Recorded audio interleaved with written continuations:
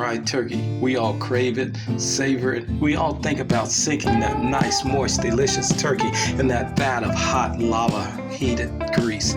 So with that being said, get ready, slap that bland turkey that you already got off the table, and get ready for my full blast fried turkey recipe. This turkey, it'll blow your head clean off. As I guarantee you're gonna love it and you're not gonna get enough of it.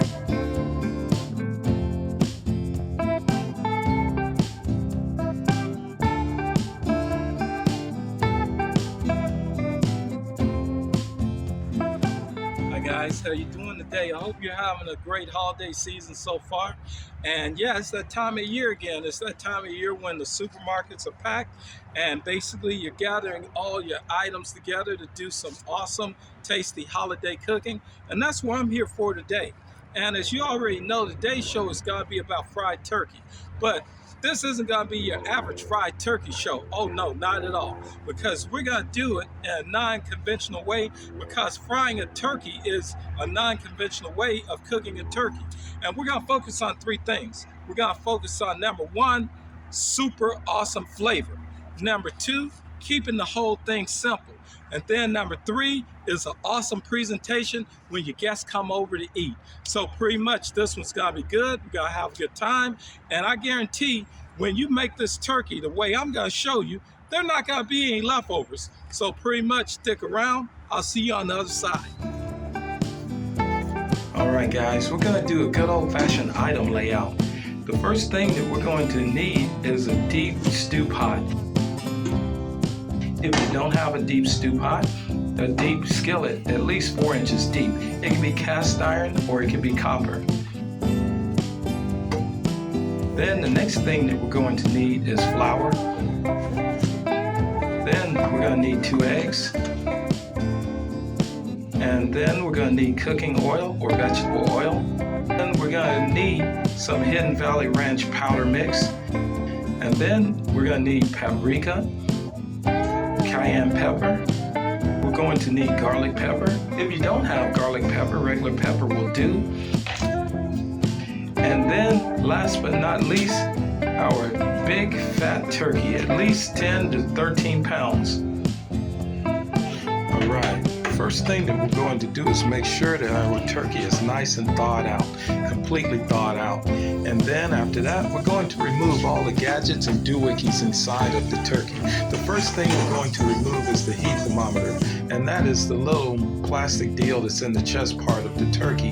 And then after that, we're going to move on to the gravy bag, because nobody ever really uses the gravy bag, let's be honest. And then after that, we're going to remove the plastic part that's connecting the legs, and also to the plastic part that also is connected to the back part of the turkey for some reason. And then after that, we're going to reach in and pull in the neck portion or spinal portion of the turkey. Well, actually the neck bone of the turkey itself, because let's be honest, nobody ever cooks that either. And then we're going to wrap up the neck part in a paper towel really well, and then throw it away in the trash. Everything will be thrown away in the garbage. This thing is like disarming a Claymore mine. Our final items that we will need is a nice big roasting pan and a medium-sized pan.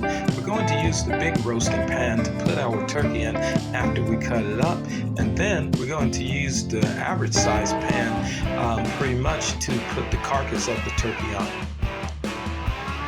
For cutting up the turkey, I'm going to use a small steak knife, because this is good for filleting the turkey and any other meat. And also too, it's good for going in between the joints when you want to separate the limbs of the bird.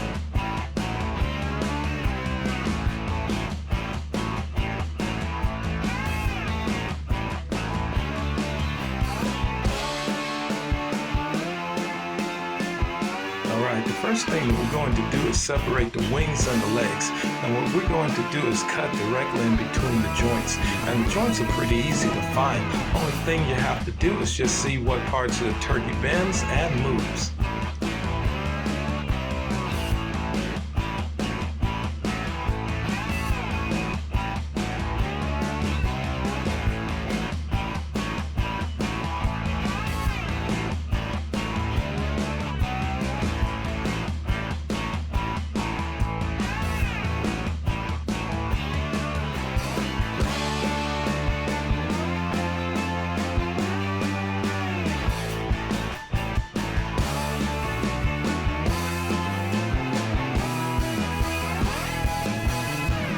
while cutting the turkey, slightly bend the joints as you cut in between the bones. That way you get a nice, clean, even cut and break. Now listen up, this part is extremely important. You don't want any holiday injuries. When you're cutting anything, always cut away from your body, not toward your body.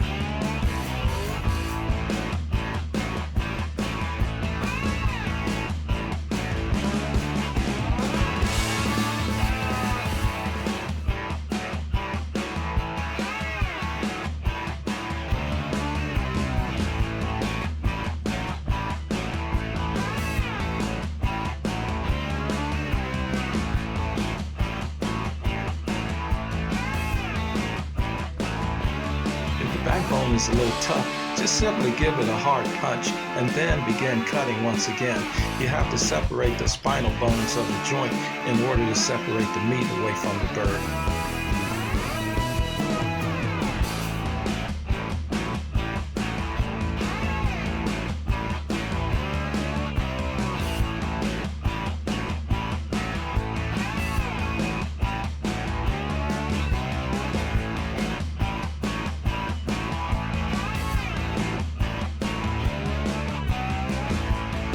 Cutting up the breast part of the turkey, what we're going to do is just pretty much cut the breast into fillets, and this will make more meat for your guests, and also too, it will cut down cooking time of the white meat.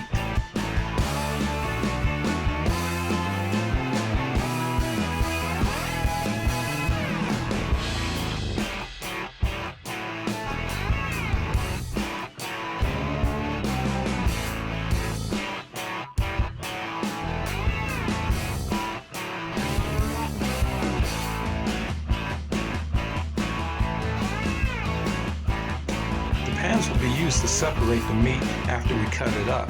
We're going to separate the light meat and the dark meat of the turkey because they're going to take different temperatures and different times to cook. With the backbone meat, we're simply just going to put in a plastic bag and save it for another day. This will come in handy for making a nice turkey stew, or even better, a nice turkey-based lasagna.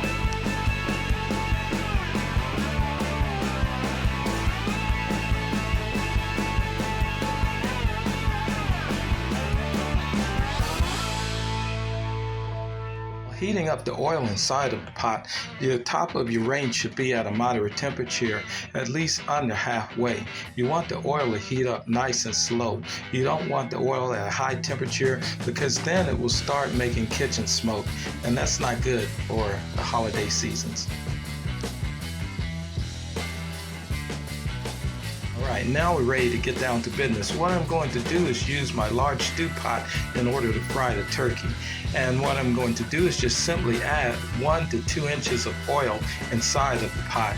If we need more oil, we'll just add more oil because the meat of the turkey will raise up the volume of the oil. It's wise to just go along and add more oil as we cook instead of adding it all away. That way we don't get any overspills, and with no overspills, no fires.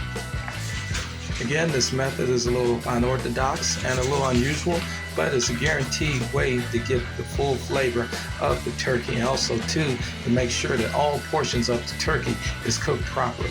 Now we're ready to move on to the seasoning of the turkey. This is my way of making fried turkey, and what we're going to do is pour a little bit of flour into a smaller pan, and all of the seasonings that I named at the beginning of the video, we're just going to put a few sprinkles of the seasoning into the flour and mix it up.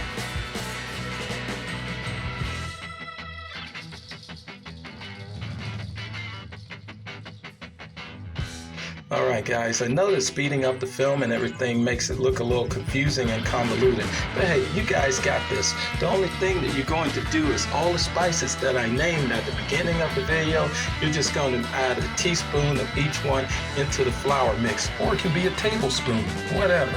Or the way I cook, just a slight palmful into the flour mix. Just make sure that the amount is equal all the way through. You guys got this. Before making the egg batter, I decided to throw a little flour into the bowl. This will help the egg batter stick to the meat of the turkey, and also too, it'll also help the spices secrete more into the meat as it cooks. And then after that, we're going to get a small bowl, crack 2 eggs, we whip the eggs, and then after that, we're going to roll our turkey meat around in the egg batter. Hey, just for an extra kick, I decided to add a pinch of paprika and a pinch of cayenne into the egg batter. Hey, why not?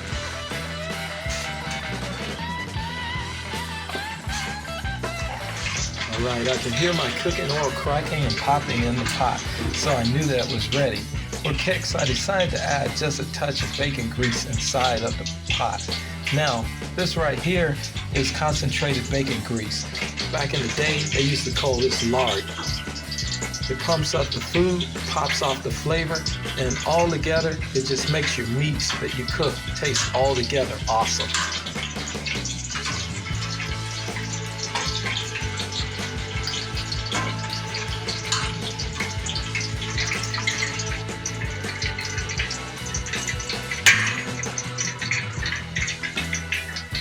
Now is the time that we've all been waiting for, and things are about to get supercalifragilisticexpialidocious. Okay, now what we're going to do is get ready to batter the meat itself. And what we're simply going to do is just basically, bottom line, get our dark meat first, because it's going to take a little longer to cook, and we're going to pretty much roll it around in our egg batter, and then we're going to roll it around in our flour and seasoning mixture. Alright guys, when you lower your turkey into the pot, don't do it like how I'm doing it right now. If you got a nice pair of kitchen tongs, go ahead and use them. I'm using a fork because I was too enthusiastic about getting the turkey to fry. But basically, bottom line, for safety reasons, go ahead and use your kitchen tongs. I'm going to start off with at least 3 pieces in the pot first and let that start cooking. And basically, bottom line, once I get a good fry, I'm going to go ahead and flip it over after about 10, maybe 15 minutes. Remember, while doing this, the less meat that you have in the pot, the quicker the cooking time will be. The more meat that you have in the pot, the longer the cooking time will be. But if the turkey is consumed by the grease when you put it in there, I suggest not using any more oil while cooking this, because that can lead into a house fire, grease fire. But on a lighter note, the turkey is cooking quite well and it's looking so awesome and delicious. Alright, even though I mentioned that you can use a deep dish pan earlier in the video, I highly suggest using a large stew pot or just a large pot in general to contain the splashes of the grease, because as you see in the video, this grease is at a volatile level. I mean, it's extremely hot. My cameras are starting to steam up. I'm constantly changing the lenses because of the heat intensity of the turkey frying. And just listen at that sizzle. That's music to my ears, and I can already smell that delicious turkey. Just totally awesome. Alright guys, here we go, the moment of truth. After about 45 minutes, I took the 3 pieces out that I had cooked, and I put new dark meat pieces in the pot, and of course there was 3 new pieces as well. Now, with that being said, I got one of the wings and decided to use it as a test piece, and what I'm simply going to do is just basically cut open the main part of the wing to just see how it looks. And of course, it's beautiful.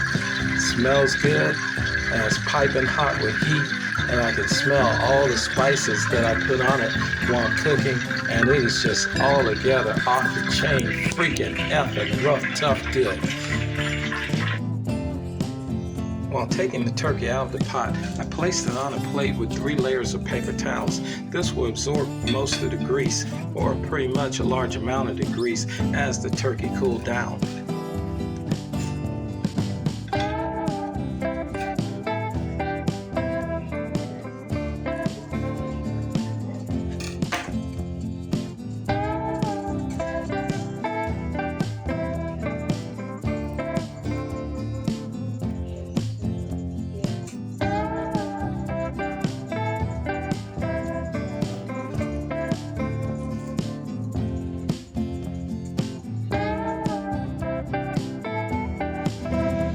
Yeah, basically I gotta tell you guys, this is off the chain. I totally forgot that I was filming a YouTube video as I watched Wheel of Time on the other side of the counter.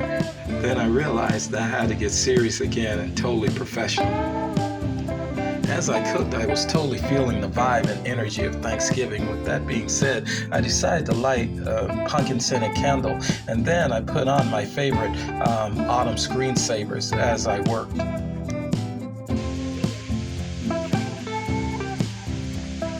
As the last few pieces of the dark meat turkey cooked, I decided to cut up the breast into even smaller strips in order to cook faster.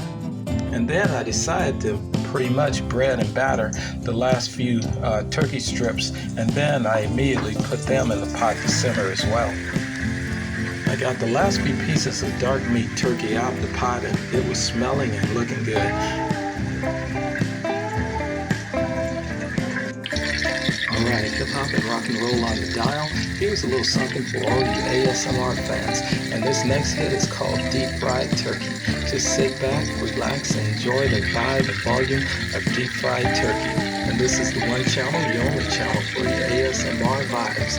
Turn it up, turn it on, and rip off the knobs. Create repeat channel. Sit back, relax, and enjoy.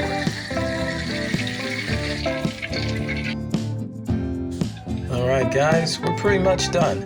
I got the last bit of fried turkey out of the pot, and then I turned off the stove and carefully removed the pot. Now, here we go. It was just the way I wanted. I wanted to kick up the flavor just a little bit, basically turn it up and take it into another atmosphere. I decided to get some Hidden Valley Ranch dressing powder and just sprinkle it on there. Just give it a little dab on top, and then that will give it a flavor out of this dimension. Alright guys, I know I say this a lot, but I genuinely mean it. This show was a blast. I had a really good time doing it. And pretty much, yeah, fried turkey, as you can tell, is an awesome meal. It's an awesome food altogether. You don't have to wait till Thanksgiving come around or Christmas or whatnot to pretty much cook it. You can make this any time of the year and pretty much serve it with different type of entrees, and just pretty much basically I want to take all the to-do out of it, all the chaos and confusion, and showing that just keeping something simple, you get the best results sometime. And on that note, pretty much basically you and your family have a great holiday season.